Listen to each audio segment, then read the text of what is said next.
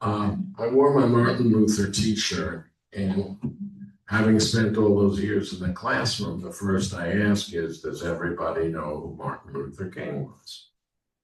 Is there anybody who's, and let's say to admit they don't know Wait, Martin Luther or Martin Luther King? Martin Luther? Oh, you said Martin Luther King. Okay.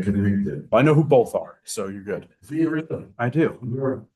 And number two, I did this presentation a couple of times. In fact, if you look on Amazon, I have a book. It's called Martin Luther's Weekly Sayings, which some of which you can't repeat in polite society because he was very pithy, is the word we use. He's the one who started the Lutheran, um, I guess, a revolution, so to speak. But like, if anybody in here Lutheran? Oh, well, we're Lutherans. It's easy to insult Lutherans. It's really, they don't like change. Yeah, their change is like the pew seats, like tonight in the dining room with the seats. That would have drove Lutherans absolutely through the wall because they have to have their seat on Sunday in church, no matter what, for 50 years. Seriously, I grew up Lutheran, and I want to give you a couple of definitions before we realize how important this man really was. What he did, besides really change the face of the church, and we all know him for fighting with the Catholic Church and leaving Catholicism, which was largely political in those years. However, he also solidified the German language. He said, you can't read the Bible unless we're all speaking the same language. Okay, but there were 300 plus countries at that time in Germany. 305, I think, to be exact. None of them spoke to the other particularly well. And to this day, there are dialects where if I go to Bavaria, I have no idea what they're talking about. It's just, and all you think of in this country is lederhosen, leather pants, funny little hat, and oh, papa. Well, that's only a small part of Germany, in Bavaria. The other parts of Germany, northwest, near Holland, nobody ever goes there. In East Frisia, or Ostfriesland, and Stuttgart, or in dialect, is Stuttgart. And it means actually, you know what Stuttgart is translated? Stuttgart. I always thought that was weird. If you go to Berlin, that means bear garden, bear limb. Anyway, Luther, and we'll start with him. Now, this is Martin Luther, and we're talking about him. I want to see this screen. Can't see that. This computer, my computer broke over there, and they do everything so differently. I was supposed to speak the next day with no laptop. So I said, where's the computer store? They said, what computer store? You have to go 3 stops on the train to Heilbronn, which my great-grandparents are from. It was brilliant. There's only one problem. They have a different keyboard. It has all the German letters, and the Z is Y and the Y is Z. So this computer is set up for English, but you have to touch type or know what's there. So Martin Luther is about, this looks weird. That looks weird to me. You all seeing it okay? All right. So he's born, well, at the time he was living, Christopher Columbus set sail when Luther was in grammar school. Also, Michelangelo was doing the Sistine Chapel, and that's about on the ceiling as Luther began to study theology. Just want to put him in history for you, where he was when he was there. And here are his parents. Martin Luther was born November 10th, 1487 in Eisenleben. Now, it's interesting. This is really, take a look at this. This is a painting of Luther's parents. How did they afford to have them? The family were farmers. Well, the old boy up here, Luther's father, changed the name. Their real name is Luder, Luder, which is a nasty German word. Your mother will slap your face if you call somebody a Luder. means you're a bum, homeless, a black, whatever it might be. And so they changed it to Luther. And he made a lot of money in copper mining, which is why they could move over here. This is Hans and Margareta Luther. They changed it. They're such a cheery looking couple. Yes. Weren't they though? Oh yeah. Oh, now they didn't live very long back then either, but the problem was he was the younger son, so he didn't inherit property. So that's when he went into the mining business. And let's see, with the wrong glasses on here. Hang on a second. Jerry, I gotta get this so I can see it. Oh, there we go. Luther's family moved to Mansfield because he got into the copper mining business. And in 1488, Martin, he was named after St. Martin of Tours. He begins in grammar school. He was 5 years old. He started kids very little. And the first things they learned was Latin and Greek. And in 1501, he entered the university at Erfurt. And in 1505, he got a master's degree and enrolled in law school, and he dropped out. Take a look at this, though. This is Erfurt as it looked in 1500 universities. Now, my family, going all the way back, finished college in 1415 because they were still going to the old universities. And you, in Germany, too, you might want to know this, or maybe not. You don't go to college. You go to high school, which is the equivalent of our bachelor's degree, and then you study, which means you go to get your PhD. There's nothing in between. You either get a doctorate or nothing. And I have a cousin over there. She's an MD. She got bored after she finished a PhD, so she took an MD. P.S. They don't pay for it. It's free. Now, Luther was coming home one night in a terrible thunderstorm. It was awful. And he was afraid he was going to die. He was in, what town was this? Stotterheim? Stotterheim? Yeah, you can read better than I can. Stotterheim. July 2nd, 1505, he hits a terrible, terrible thunderstorm, thinking he's going to die. So he falls to his knees and promises St. Anne that if I get out of this, I'll become a monk, which he did. He became a monk, and a Catholic monk. That's the only ballgame in town, you know. So Luther was ordained as a priest in 1507 and studied and taught at the University of Wittenberg and Erfurt in 1508 to 1511.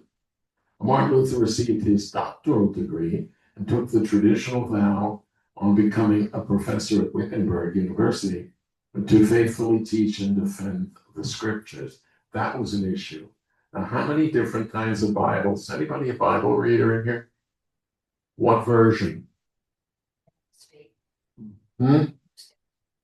New Standard Version. Well, there's tons of them between then and now. We'll look at those a little later. The problem is the Catholic Church allowed only one version, which we'll get to, the Latin Vulgate. And if it wasn't the Latin Vulgate, which had 10 more books than we have today, you got barbecued at the stake, which they did. Poor old St. Jerome. And so anyway, he, 1508, he was sent to the University of Wittenberg to teach theology. So he received a bachelor's degree in biblical studies. On the 21st, he became chair of theology at the University of Wittenberg. He was really moving up the ranks very well. He was made the Augustinian provincial vicar for Saxony and Thuringia. That's the way this is set. My question always was, oh yeah, he nailed his complaints on the door. How did he get from Wittenberg to be spread all across Germany? You know, whatever inspired people, including my family, and Thea's family too, who suddenly became Lutheran. Now, let me tell you what there is today with Lutheran, so we can look ahead. One, the standard Lutheran church is called Evangelical Lutheran Church, which is how we were raised. Evangelical. Now, there was a split off. That would be the Augustinian Lutheran Church, what's the other one? The one my mother belonged to. I'm sliding. Anyway, it was another sect, St. Matthew's Lutheran Church. They don't allow, each one thinks they're right. And I always wondered, can they dial God and ask? But it was the, not Moravian, that's another group. And they all split off into these little Swedish Lutherans, totally different. You know, and so anyway, they all split off into these sects, all thought they were right. It was political. What is it? Thank you. Oh, God, it slid right out of my mind. The Missouri Synod, you can't get communion unless you're a member. There can be no women ministers, which is why she didn't attend our church down in Dover. And they're all the right one, particularly the oldest Lutheran church, by the way, is right up the hill in Long Valley here. It was 1600s. Problem with that was when they got into fights, the Lutherans become Presbyterian or Dutch Reformed to just leave. There was a lot of religious fighting, which is kind of antithetical. So anyway, he's at the University of Wittenberg. And the two popes are Pope Julius II and Pope Leo VI. And they need money. They need money. How are we going to get the money? Well, we're going to sell indulgences. Everybody know what an indulgence is? Yes. Pay away up the ladder. Well, in this particular church, they had St. Anne's finger. Every church has to have a piece of a saint under the altar or a whole saint, but they only got St. Anne's finger. Well, Luther and his parents, they're St. Anne's finger, if you really want to see them. They decided, meanwhile, in Rome, this guy, Johann Tetzel, he decided, he read Dante's Inferno and decided that there are levels of hell and purgatory, you know, hell, purgatory, heaven, and you could buy your way up the ladder. So you got to heaven. And he took that right out of Dante's. And I'll give you the German quote. He was selling, and there was a question as to what he was selling. This is a genuine saint's bone. A lot of pigs were walking funny because he sold pig bones, chicken bones. If you read Chaucer's Canterbury Tales, the partner who pardons your sin sells bones, which Chaucer knew were phony. But this guy was collecting a lot of money for the church, so why bother? He said, so wie das Geld in Kasten klingt, die Seele aus dem Feckfeuer springt. As long as the gold is clicking away, the rescued soul to heaven springs. I thought that was, and Luther turns this on, gets to Rome, and he is just so upset with the Catholic Church selling indulgences, and his parents are there, and he's starting to look, people are paying for everything. In Rome, there's stairs that pilgrims go up the steps, and if you go to, anybody been to Rome? The souvenirs are unbelievable. You can get a cross blessed by the Pope. Of course, the fact that they're in a store and he's blessed buckets of them as they come through, and they're made out of plastic. You get your plastic Pope, sell that to the church. And literally, if you're looking at St. Peter's, you go around the corner, there's an alley with all the souvenirs. I think you can get a Pope t-shirt too. I'm not sure. But anything, if you ever work in a Catholic school or went to a Catholic school, fundraising is really important. So he gets there. When he gets to Rome, he writes to his archbishop that to protest all the sales. So here's his problem. The archbishop really isn't terribly interested. So he decides on his own, the Catholic Church needs reform. So he writes down 95 theses. And not too smart, he nails them to the cathedral door. 95 theses. All of what should be what's wrong with the church. Well, the church isn't taking this too well. And by the way, those famous doors today are brass because Napoleon was practicing his cannons and he blew them out of the cathedral. So they're brass, and everybody wants to see them. They're brass doors. Yeah. It's not much, but he gets into real trouble with the bishop and anybody else. Now, the big question is, were they really nailed to the church door, or is that a story? Which is what happens with history. Oh, he really didn't do that. Oh, he did do that. But anyway, whatever he did do, he got in trouble. And you can see the doors are here, and they're brass that way. They were wooden. Now, here's another question. Just out of why are the doors in most Lutheran churches red? And why is red the color? Nobody seems to know. First of all, the church was a sanctuary. So if you were in trouble running from the police, you could dive into the church sanctuary, which you couldn't get back out again, but at least you weren't you weren't got hung or anything. But red, there's two arguments. One, it symbolizes the blood of Jesus, or two, it's very, very welcome. Take your pick. Nobody seems to know, but if you look at Lutheran churches even today, they have a red door. So now, 1518, Luther was examined for 3 days at the Imperial Diet in Augsburg. They called him in. They're going to punish him. And they're going to rip him up and down and say, can't you, recant, get rid of him? No. He was bad. So they're going to send him home. But what he did not know, there was a hit put out with his life. They're going to kill him. But his friends got wind of it, so they kidnapped him and took him off to a castle, which to our generation, which to our knowledge, he retranslated the entire Bible into German. But he said you can't read it with all the dialects of German. So what are we going to do? He solidified the German language to this day. He changed 2,000 words, made it standard. And if you ever hear some of the old Germans, I love when they do this. You go, after a couple of years, they go, oh, ich spreche Hochdeutsch. Ja, ich bin von Berlin. What means I speak High German? Well, High German means you're from the mountains. Low German, you're from the swamps. Really seriously. Because a lot of German dialects, particularly up by the North Sea, they brought the sea back. They have canals through all of it. And they speak Plattdeutsch up there, which sounds, from a distance, it sounds like English. Because 80% of our language is the same. Yeah. This you go back to Marty here, Martin.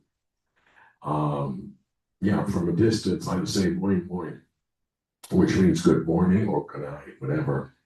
And I was in a Stupid Day parade in New York. I was very proud. At one parade, I carried the American flag in front of Henry Kissinger of the German Club. The second time, I had the Hamburg outfit. Now, stop and think. All we think of in Germany today is leather pants, funny hat, lederhosen. I'll tell you more about that in a second, too. And papa music. The lederhosen are worn over your regular pants or shorts, and they're never washed, so they're a little gaping. Let me tell you, because I have a cousin that's Prince Manure. You can take it from there. They got these big machines right down. And Pete, it's dirty, but it's healthy for some reason. And I will wear German Day. I'll put on the costume from where Thea and my relatives come from, Northwest Germany. And the language is so different. It's the basis for English. 80% of my English language is Germanic. Think about it. And it's becoming more because the Germans don't care whose language they adopt. The French will, well, if you want a computer in German, it's computer. You want a copy machine? Copy machine. Yeah, they're very funny at that. How about bubble plastic? That's the one that we spend hours looking for. Bubble plastic. And Amerikanische physical fitness. You'll see all these signs go. Of course, don't forget McDonald's. So anyway, he put all these words together, and it is a very, very clear German. Anyway, in December of 1520, Pope Leo got all over him. Um, he put out a papal bull condemning what Luther did. So Luther goes out in public and burns it. Not another good move. So then the Pope excommunicates him in 1521. And what is he going to do? He's going to leave, and he has a group of followers who followed him, and that's where Lutheranism started. However, I always wondered, just personally, I come from a long line of German ministers in Germany, and the word for minister is Pfarrer or pastor. And we spent a lot of time whenever I got up there because they're so different, these churches. We went to our family's church. Thea went to hers near Bremen. I went to mine down in Stuttgart. Quite the education. I think the most frightening one, we were there on Israel Sunday, and they're old people back in the 80s. And the first thing the minister said is Jesus was a Jew. And when I walked out, it was a memorial to the concentration people who died in that village. There's a whole different approach than you read about also. So he's ordered to the imperial diet of worms. He was guaranteed safe conduct by Frederick III of Saxony, and he was kidnapped on the way home, and they locked him up to save his life, which they did do. Yeah.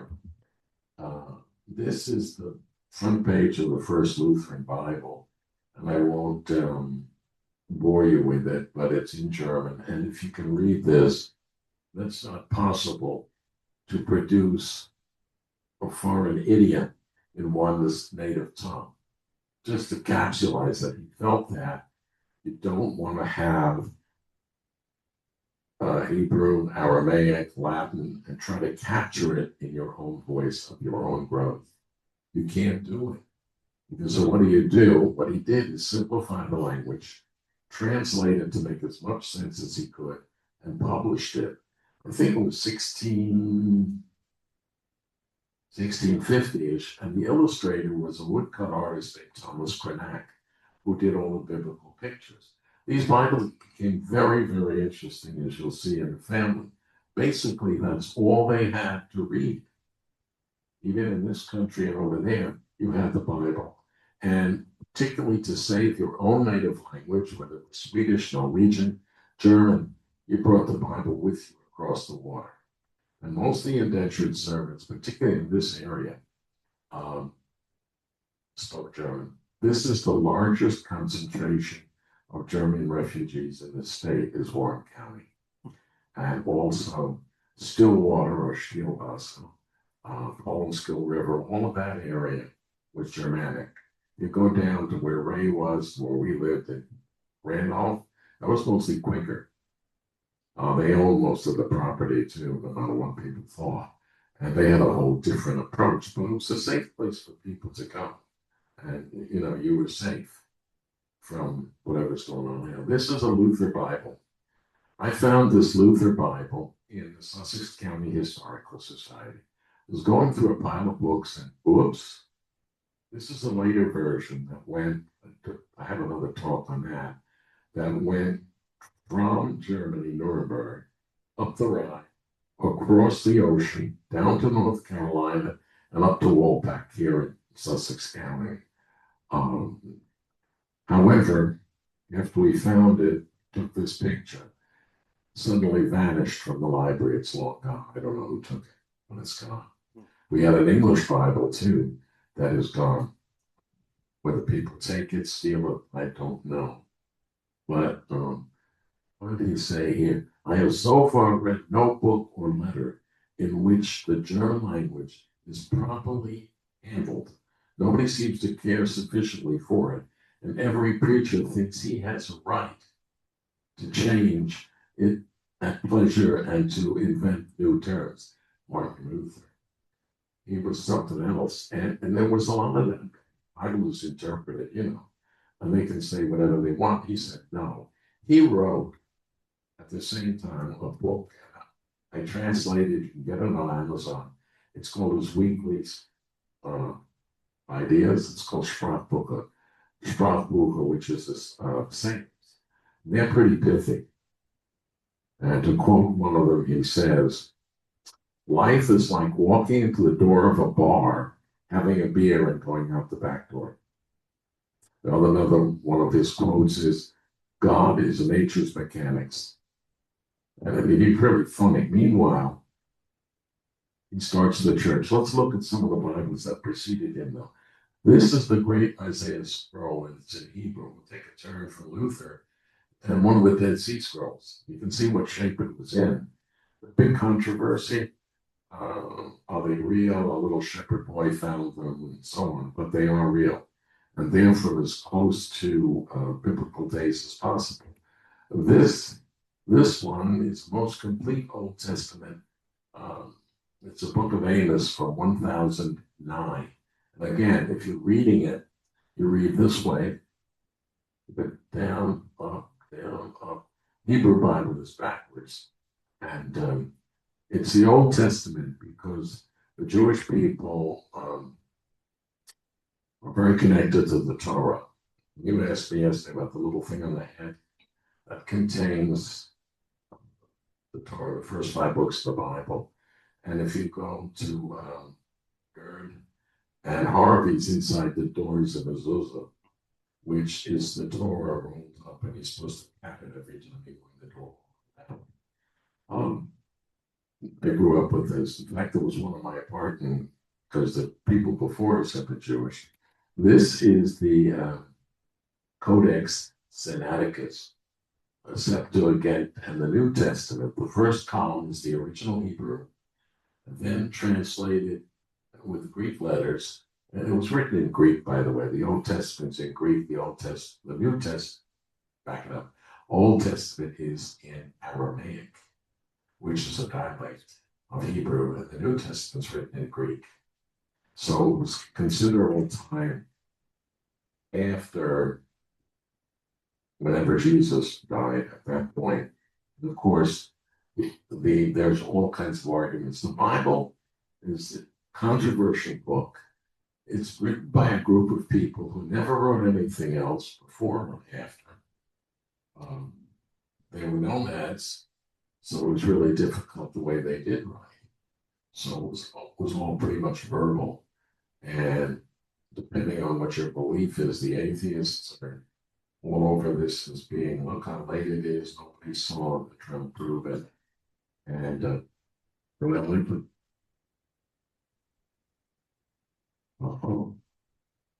said there were ghosts. All right, this is the Latin Vulgate of St. Jerome's. Now, the Catholic Church accepted only this version, St. Jerome, and he didn't do real because they didn't want to translate it back to the ancient Greek. That was too, and first of all, let's get the setting for what Martin Luther called. When you went to church, there were no seats.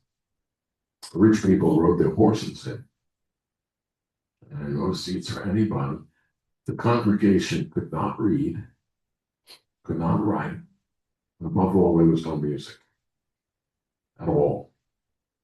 And you had to make your appearance. In fact, in England and some of the smaller countries, if you didn't go to church and present a coupon that you got communion, you were fined heavily by the government because the church ran the government. And it's kind of interesting how that happened. And the church really had most of the money and most of the control. So, which Bible is this now? Whoop. This is the first Luther Bible, 1545 from Magdeburg. And at the same time, the Gutenberg printing press came out. So now you could mass produce books. People could buy them and read them, which they didn't want any part of, if they could read. And that's where Luther also contributing to reading and writing and to make it. And remember, before this time, all the books were written by hand. So, and scribes. If you ever, one of your books sold here? What? Well, Bible, Bible? handwritten Bible. I don't think a handwritten Bible. No. But what you want to look at is, and I'll show you this too, the King James Bible. Missing that slide. Did you all grow up with the King James Bible? Yeah, that's what King James, we used to call it the Jim King version. King James was obsessed with witches. He put Walter Raleigh in the tower for 14 years for being a witch. And King James had some issues. One was the fact that he was brought in after Cromwell had put this pressure of, religion on them, got rid of dancing, music, all this. And King James was openly gay. His boyfriend was the Duke of Buckingham, who was married to a couple of kids too. And if you read Shakespeare at all, Shakespeare made great fun of gay people, I guess you'd call them. And anytime in Shakespeare's day, a tailor walked on the stage, he got big laughs because the assumption was he was gay. They did every gay joke under the sun. And then when James hits it, that all disappeared. And King James decides to hire all the great playwrights and poets to write the King James Bible, except for one, William Shakespeare. Why? Shakespeare's cousin was part of the Guy Fawkes plot. Now you think about today, the Guy Fawkes plot, they were going to put gunpowder under Parliament while it's in session and blow it up and get rid of all of them, including King James. Well, they got the powder in there, okay, but Guy Fawkes wasn't real bright. And somebody got tipped off, so when the police came in, they saw him sitting on a barrel of powder with a match. He went, lighting my pipe. Where's your pipe? Oh. So they all got hung, and one of them was a Catholic. This was anti-Protestant, Catholic now. If you remember too, think about it, religion. Queen Mary was a Catholic, and she murdered about 300 Protestants for being Protestant. Elizabeth became a Protestant. James was a Protestant, so he decides to write the Bible. And if you look at this is a picture of James. He wore a padded suit so he wouldn't get stabbed. And he also had someone taste all his food because he was afraid of being poisoned. His partner or boyfriend's name was the Duke of Buckingham. And if you go to London today, the family said, what we want is a street named after the Duke of Buckingham. So they named 3 streets after him: Duke Street, Ob Street, and Buckingham Street. I don't know what's Ob Street. It's right down by Charing Cross. So anyway, there's James. And that's where the witch trials came from over here. They didn't just pop up, this come over with James. And so let's take a look. Here's Willie Shakespeare. They just found, by the way, an apartment that he bought like last week. And I'm convinced there's Shakespeare stuff out there. Anyway, we went to Stratford-on-Avon where he's buried. He's buried by the door up on the wall. And most people don't know either that he's buried there. His wife, Anne Hathaway, is buried inside because they thought it was flooded. Then they could get out. Their soul could get out first, when she would be second. Anyway, next to his grave is the psalm that they put there. He was 46 years old in 1611. The King James Bible was published, but he was not a part of it because he'd been involved with the plot. His mother's family were Catholic with a lot of money, and in their house they found a will. It's a Catholic will. So it says, even though I go to Protestant church, I'm really a Catholic. God, please forgive me. And that was left behind, the Catholic will. The Victorians, when they went in the house, destroyed it. So we don't have it. And the 5th of November, 1605 was the plot to blow up Parliament. Did he sneak his name into Psalm 46? You judge, watch this. This is Psalm 46. The Lord is my strength, and so forth. Well, if you take a look at it, in the first line, you'll see the name Will. Then you will see Shake and Spear buried in the psalm. And it's open next to his grave because They said he was an atheist, but he was really a rector. We can talk about him some other time. And he quoted the scriptures in Shakespeare, you wouldn't believe. And there was a whole theory that went with it about what happened to you and what's happening on earth is mirroring heaven and world order and so forth. Well, anyway, back to Luther.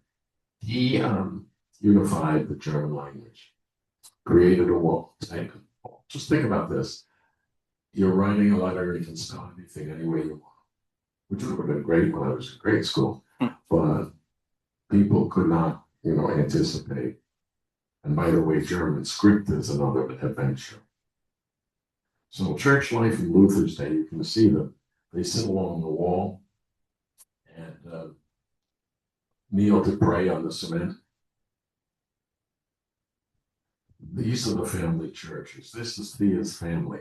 This church is in Verden, which is right next to Bremen, in Germany. It started out, it was built by Charlemagne of all people, and it was an 8 by 10 log hut. But Charlemagne had an interesting way of converting you to Christianity.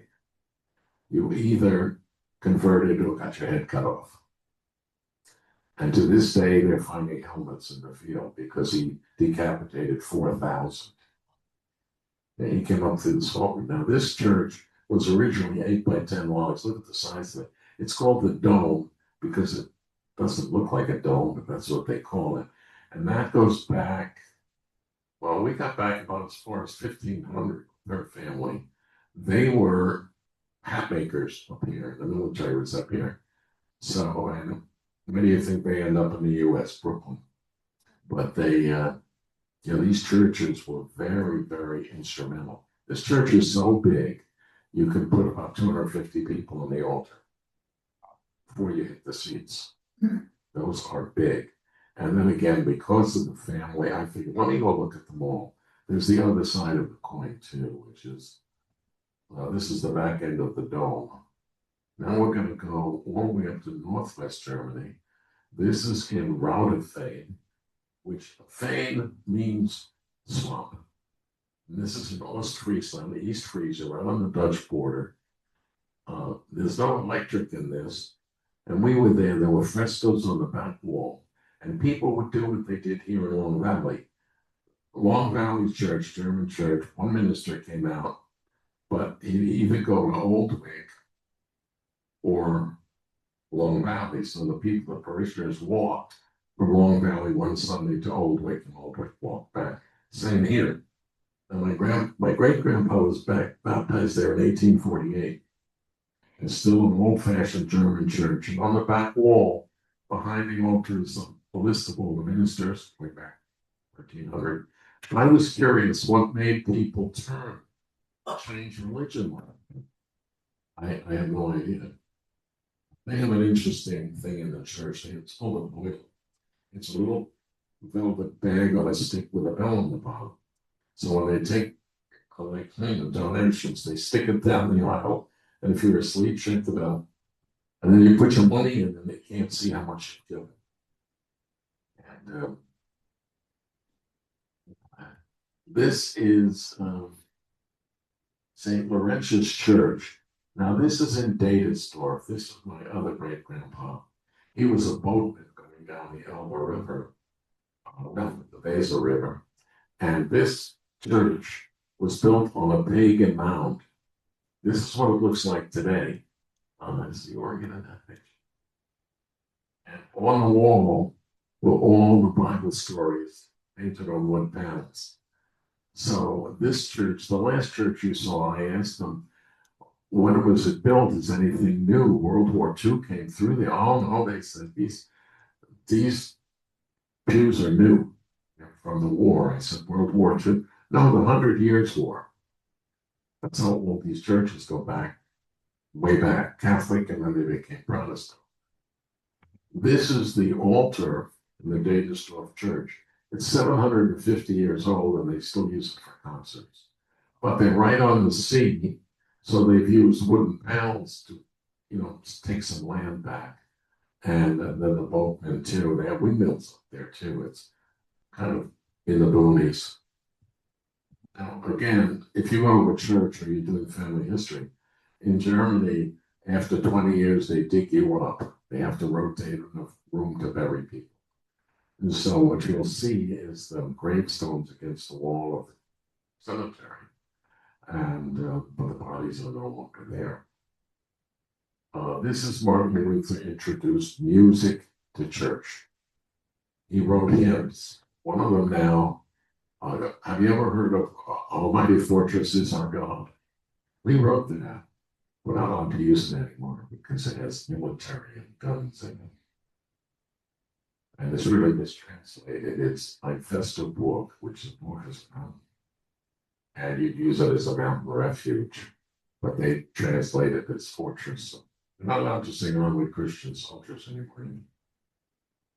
Now, this is our church in Dover, and Pastor Sherry women would bring the children's sermon. That's something that Martin Luther brought forth, and the fact that she's a woman minister sitting on the altar was very revolutionary, particularly here. And I'm going to take you back in time. I don't know what your churches were, but here's one for you. These are Luther's children. First, Martin Luther married a nun, and they had 10 children. And here they are. Here are all the children. They didn't live very long. And they all had names like Hans and so forth. So those were his kids. His apartment is still there intact.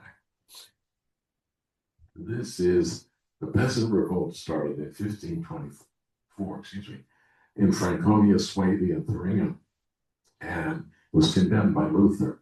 He said there is no reason to have violence in this world. And he said he had a tract that he wrote against the murderous, thieving hordes of peasants, and he preached peaceful, nonviolence demonstrations. That was where that originated back then.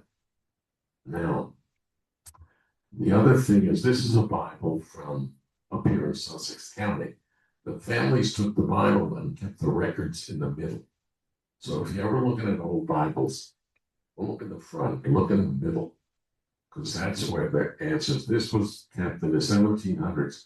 The name was Lanterman or Lauterman, take your pick. When they got here, because of the German alphabet, everybody says, well, they changed their name at Ellis Island. They miscopied it.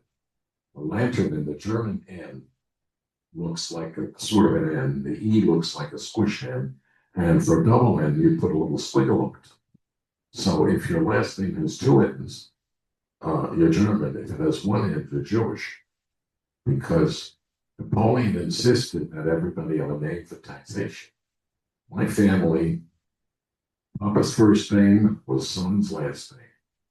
So we had Hinrichs and Hinrich Hyams. So try to track that back. It's patronymic naming.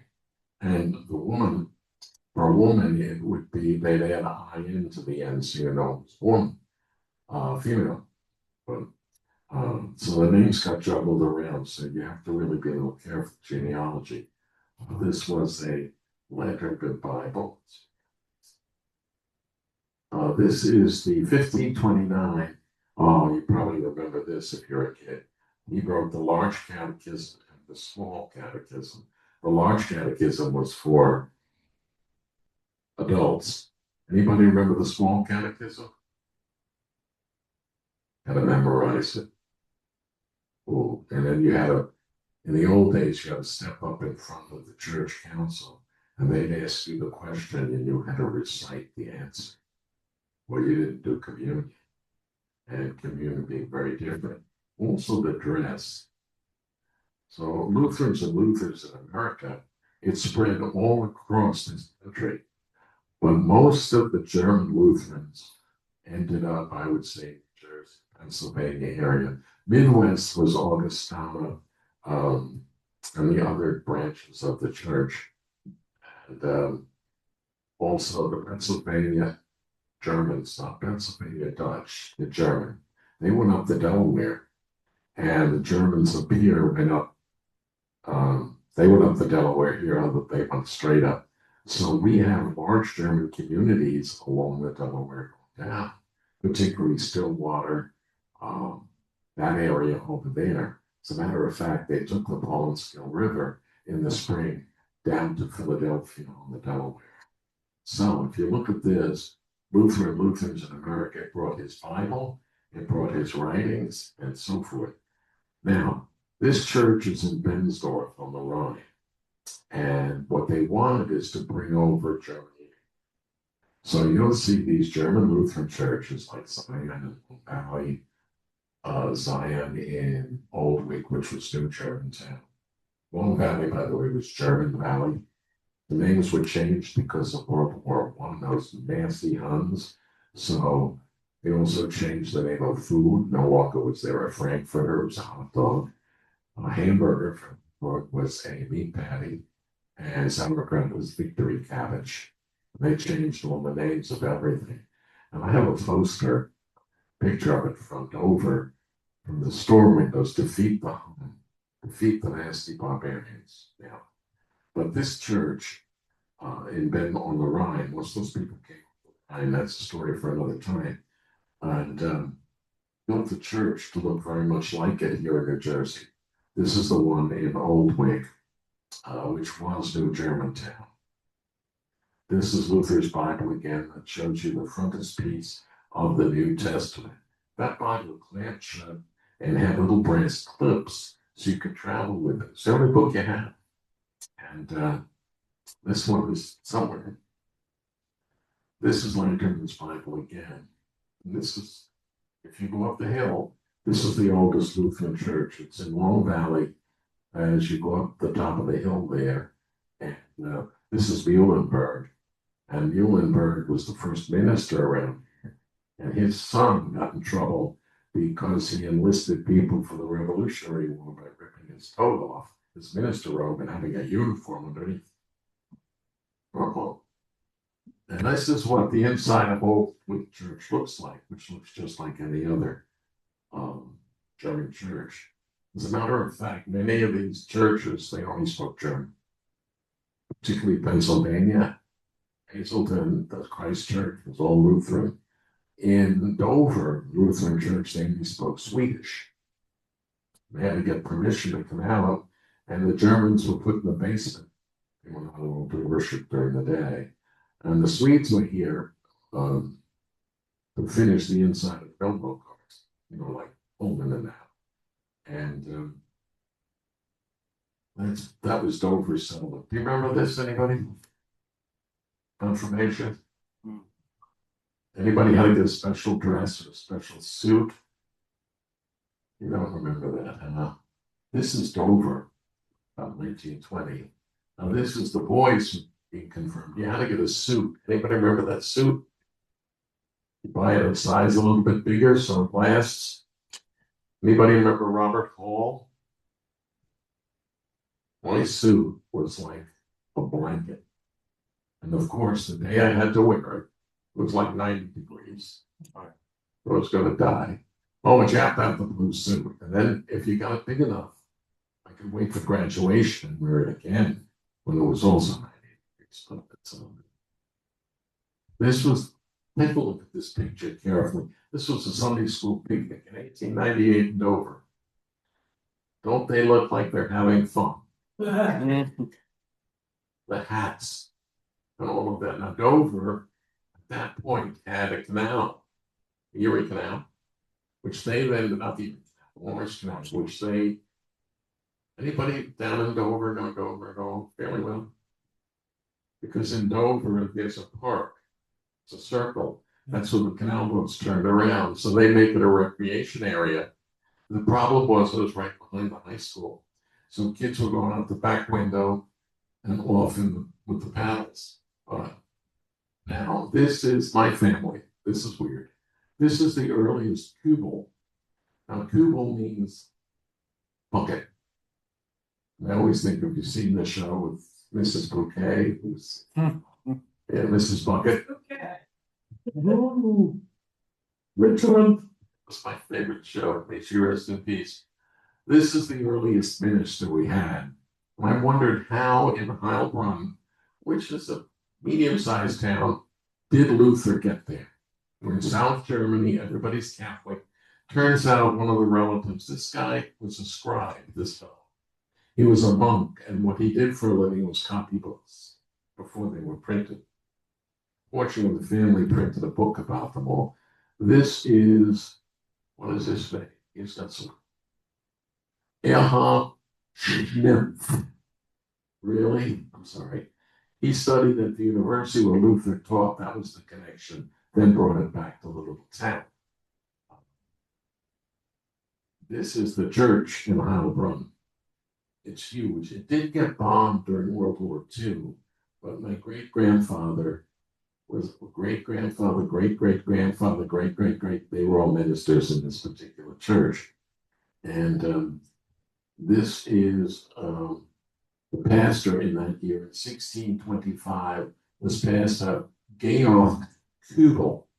And the only reason their graveyard is left is because there's a big stone and they turned the cemetery into a park for kids, just like dance among the gravestones.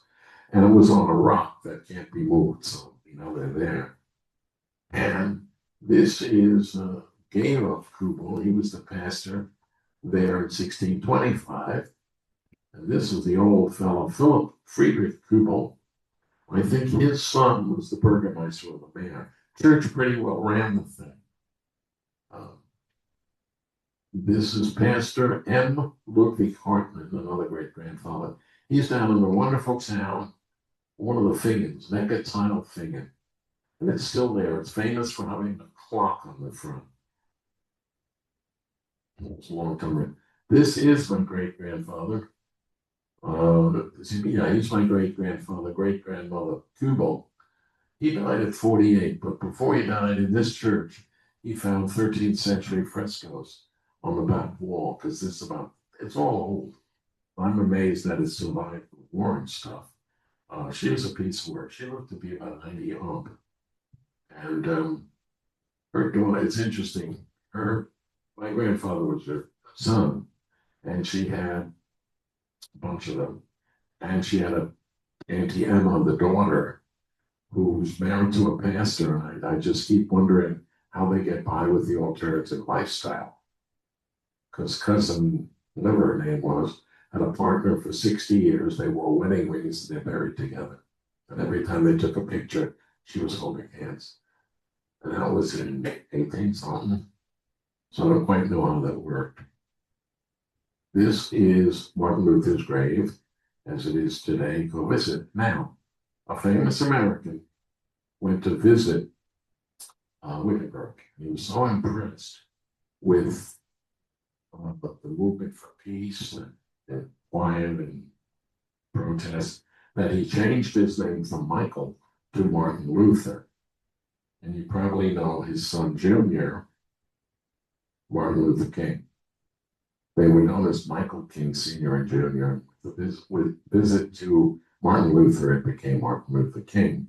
And he said, you can read it, a man visited Wittenberg, what I just told you. And Martin Luther King became chairman of the nonviolent, or really the head of nonviolence. And that's the book. It's called, you can find this on Amazon.